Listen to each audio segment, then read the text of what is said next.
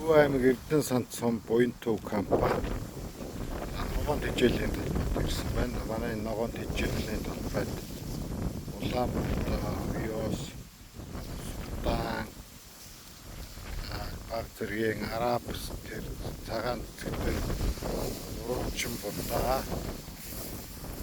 Тэгээд уралчин будаа. За энэ гол үнд тэжээлийн Вика гэдэг энэ Вика гэдэг буурцгтэн байна. За Улаанбаатар, Ёс, за уралчин будаа энэ шар цагаан цэгтэй.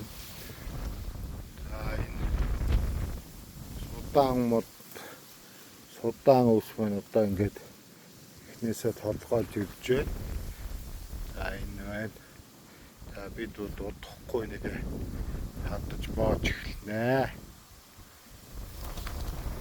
За энэ 7-8 төрлийн тармиллын холбогдтой ногоон тэжээл